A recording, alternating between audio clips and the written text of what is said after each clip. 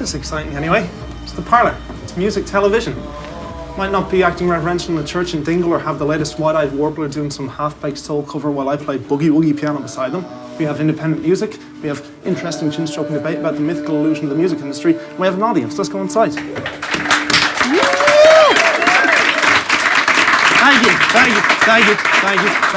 Yes, thank you.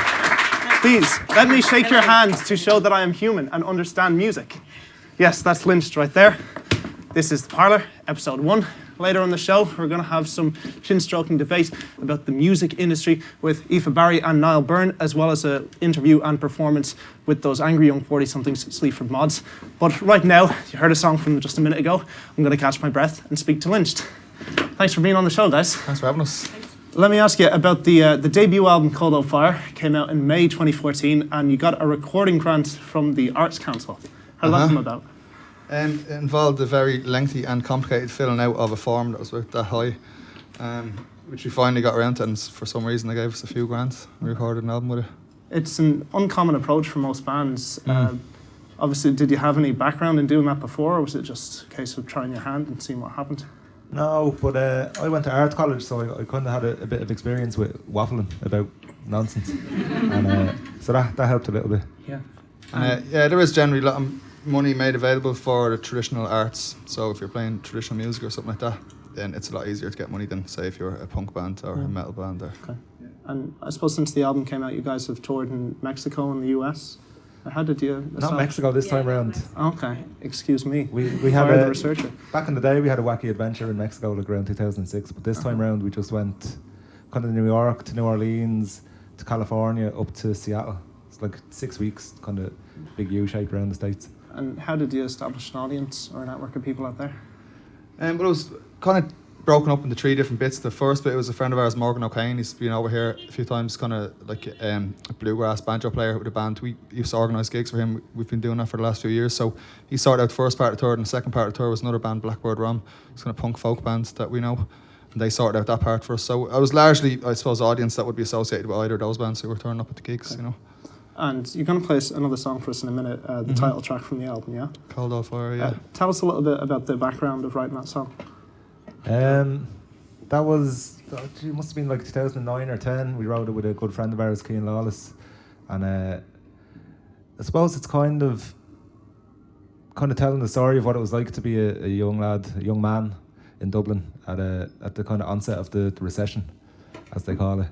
And just kind of like this like kind of depressing kind of time was just starting. You could kind of feel it starting to creep in around the country, and we were kind of getting into going to sessions and stuff at the time as well, and getting drunk a lot. And Cian was staying in my house looking for work, which he never found because of the recession. And he since moved on to greener pastures in Berlin. And kind of the song is a bit about that as well. It's like kind of young people having to leave the country. It's young people trying to retain a sense of pride, I suppose, in the face of all that.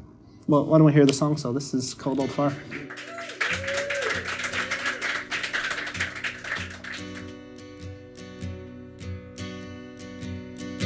We always sing, even when we're losing, 'cause Dublin's drone is hard enough, especially when you're down and you're bruising.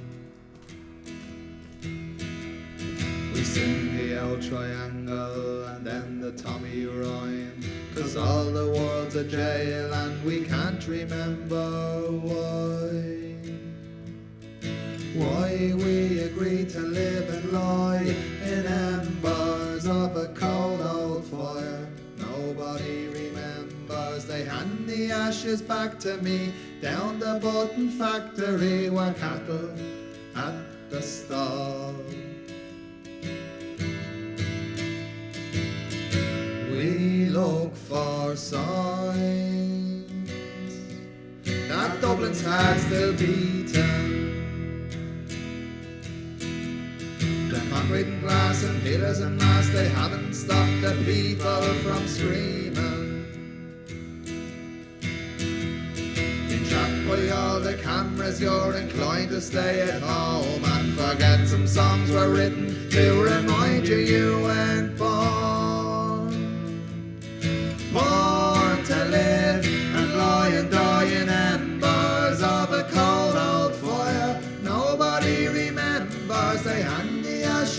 to me. Down the button factory we're handled at the stall. We see the cracks under our foundation, smouldering on the faces of the people on the drip of isolation. We hear the sounds come streaming across the crackling air, the broken words of swine who would tell us that we were born to live and lie and die in embers of a cold old fire. Nobody remembers, they hand the ashes back to me. Down the button factory where cattle at the stall. How when did we agree to live and lie and die in embers of a cold old fire? Nobody remembers, they hand the ashes back to me. Down the button factory where cattle at the stall.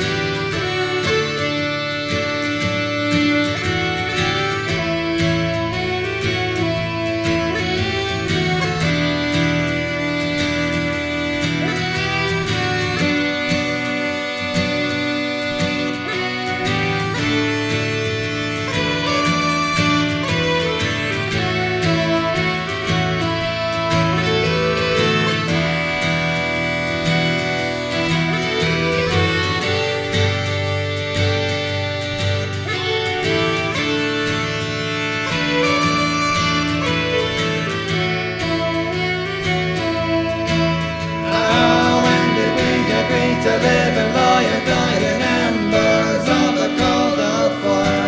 Nobody remembers, they hand the ashes back to me. Down the button factory where cattle at the stall.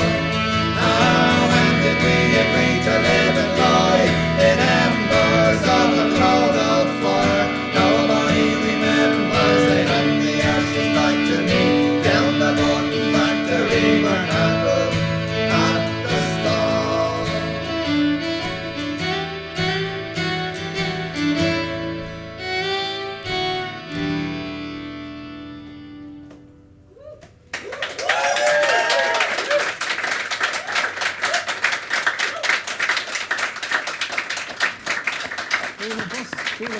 Feel a bus indeed. Yes, that was Lynched.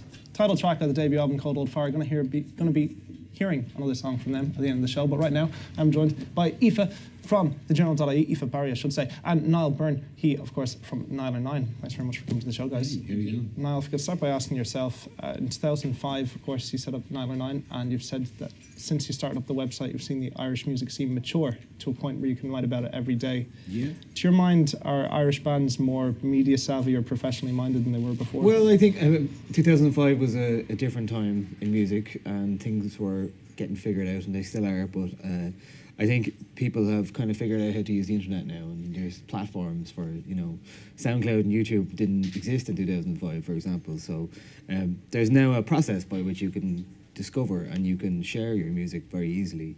And I think that means that people are obviously aware of that, and they know how to use it. People are cutting out the middleman more so, and they're utilising those platforms to be their own publicists, to be their own PR, and put a really strong foot forward from the get-go. Would you find that to be the case in covering new bands, Aoife? Yeah, like we were talking earlier, saying, it wasn't that long ago really where you'd get like a CD, you'd get a picture of the band sometimes, you get, the kind of press release, and that's just all gone. And like you're saying, bands don't have to put out a demo anymore. They don't have those kind of steps before you do something. You can literally just put whatever you've been recording that day in your bedroom online, which is really amazing because the creative process becomes really different. But then it becomes a matter of trying to kind of filter that and make sure that there's some sort of, I suppose, standards there as well, and that when you're listening to bands and trying to choose bands, that you're not just picking the first bands that kind of come to you, that you let the music percolate a bit, that you look at everything that's been and that's given, important, especially from my point of view. Yeah. When you're looking at bands, you're like, so a lot of times bands will email you like, oh, we just finished this track, and it's like, Yeah, but maybe you need a bit of time before you like. It doesn't need to be publicized. Doesn't need to be out there. Like things take so long sometimes for bands to get to a point where they're actually happy with the music they're making. I think Lynch said they were playing together for 12 years. So nothing happens overnight really. Maybe an overnight success is something that happens over a period of years. So, and it's about learning that process and what you can do in terms of your music, where you fit in. And I think a lot of bands realise that now very quickly, especially now that like music blogs and sites have matured to the point where an Irish band can go out now and get featured on Pigeons and Planes or Pitchfork or whatever internationally, so they can get this coverage that's outside of Ireland, and I think that changes the dynamic somewhat. Sure. I mean, is there enough of an infrastructure here to support bands, or is that like a delusional notion given the size of this country? Well, I mean, it's always the problem with Ireland, isn't it? You can't tour Ireland forever, so you have to go somewhere else, and I think that's a good thing, really, because like there's not many jobs you can do in the music industry that you could just stay in one place, and there's not many touring bands who can do that, who can just stay here. And that's just the economics of being in a band these days. There's less money for your album. You might get some money from Spotify or from gigs here and there, but to make a living out of it, you have to get out of Ireland. I think just in a sec, I was going to say, I think bands in a way though in Ireland are, kind of used to not having a major infrastructure, and that in that like you just do your thing, and like that you're right that you have to get outside of Ireland in some ways to actually really kind of make it beyond the small island that we're on. But that I don't think Irish bands necessarily expect everything to be handed to them. They don't expect that like they have to do certain things to, I suppose, I don't mean succeed, but they don't expect that certain people are going to give them things. There is that like DIY ethic, that graft, that idea that we're a nation of people who love music, that create. So I suppose it's okay to kind of not have that, but also you do expect there to be a certain level of appreciation, of creativity, of money when you're playing certain gigs, money when you're playing festivals, playing Irish music on the radio. So there's a bit of payback for that kind of ability to just kind of have the hard graft as well when it comes to making music in Ireland, most definitely. I suppose just finishing up, obviously the Choice Prize is coming up pretty soon, and there's been a lot of debate about it this year. I suppose if you guys have any insider tips, I hear the safe money's on U2's Songs of Innocence. What do you guys think? Well, I mean, it's a strange list this year because it does contain a few people who are considered maybe people of the old guard, like Sinead O'Connor and U2 and Damien Rice, for example. And it's a pity that some of the albums that I personally think deserve to be on there, like God Knows My Name Is John, for example, from Limerick. I would have loved to see that on there, just for the recognition purposes. So it's a strange one this year, I think, and maybe I'd actually like to see the process looked at a bit and how they actually select the albums themselves, because it becomes this common ground of like 12 judges and the average of 12 judges votes, and sometimes that doesn't work. And I think it's a different thing, and people ascribe so many things to what the Choice Prize is. It's like Irish Album of the Year, but it would be nice if it had some more of like, this is a shining a light on something that's new and emerging as well, so I'd like to see a bit more of that myself. Just to clarify, you guys don't think U2 Songs of Innocence? Don't think so, no. So like Niall says, the idea that it kind of shining a light on bands that aren't like U2 and that are making good music in Ireland would be great. Independent bands, more of that. I think James Vincent McMorrow has a good chance this year, and Hosier has a good chance too. So. Okay, we'll Niall, see. Aoife, thanks very much. Thank you. Definitely not U2. Have some important phone calls to make. In the meantime, you can enjoy this informative, educative and wholeheartedly entertaining piece of video on the Nottingham duo Sleaford Bonds, a band who serve as an excellent example of what can happen when you stop trying to imitate others and start writing about what you know. The one and only Ray Wingnut met them down in Wheens. Let's have a look. How's it going? My name is Ray Wingnut and I am here with Sleaford Mods, Jason and Andrew. Lads, thanks a million for taking the time out. You're here on tour at the moment, and it's a lovely time to meet you because I think you're right in the middle of something crazy at the moment. You're very prolific at the moment. Do you feel like an inspired, kind of creatively charged couple of lads at the moment? Not really, no. Knackered. Yeah. Knackered. This is the last tour before we give up for a month. So we've been hard at it all year. So you got to, haven't you? So I'm not moaning, but yeah, I'm ready for a break. He is as well. So It's good, you know. The performances. It's like we were saying earlier. It's the performance. That's it. Everything else around it's pretty shit. Traveling, hanging about. I can't be doing with it. I'm not 21 anymore. He ain't either, you know. Talking about that, you said there like you're not 21 anymore. Let's say you're both in your 40s now, and it's pretty amazing kind of new lease of life. I'm sure on a life level and on a music level that you have this newfound attention and newfound opportunities to tour and travel and stuff like that. Yeah, it's unbelievable. Yeah, it's completely unbelievable. Yeah. When me and Andrew started doing it, just didn't have a clue that it would blow up like this. Yeah, I think that way it's worked better for us because we didn't expect it, or we weren't making a certain kind of music that was, you know, that we were being contrived about. Yeah. In a sense, you know, hoping to be popular. It just kind of happened. Yeah. And do you think in that sense as well that, like, let's say when you are experienced and stuff like that, that let's say your bullshit detectors are completely worn out at this stage, you know what I mean? You can see the music industry or the trending in music industry for what it is, and you said, you know what, we just don't care anymore. You must feel very liberated from the usual, let's say, trappings of trying to fit in or something like that. Of course, yeah. But only as far as comparing it to young people who seem to be more, you know, malleable, more easy to manipulate by the industry because you're clueless. But we're fairly clueless. I mean, without being involved in the industry, you don't know what it's like. Like, for, you know, the first-hand experience of it is all the things you've heard, but then actually experiencing it is first time round for us, I suppose, you know. Yeah. But I guess we're starting a bit further up because of the knowledge that we've got anyway, you know. Yeah. And of course, speaking of young acts and stuff like that, I know that in like previous media interviews and in some of the song lyrics and stuff like that, you slag off some other bands and stuff like that, you know what I mean? Yeah. And is that something that like you want to be known for, or do you ever think like, I wish these bands would slag us back and we could really get a vibe? No.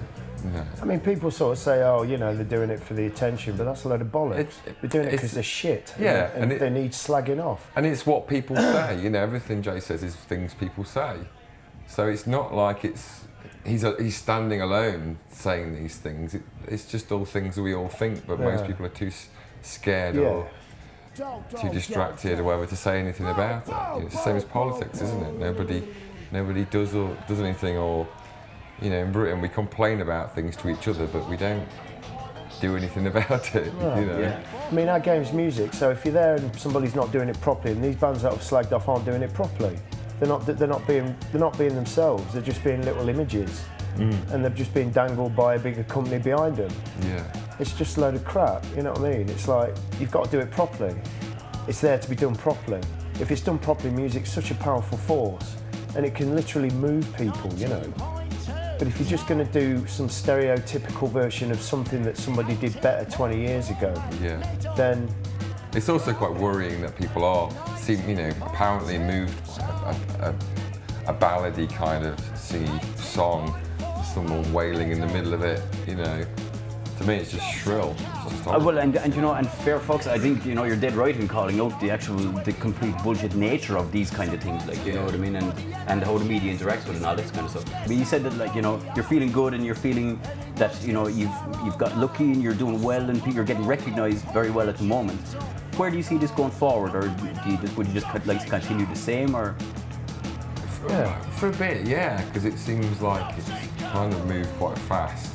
But I suppose that's what it's like, you know. It's like, as long as the gigs are good and the tunes are good, you know, keep it going. There's no master plan or anything.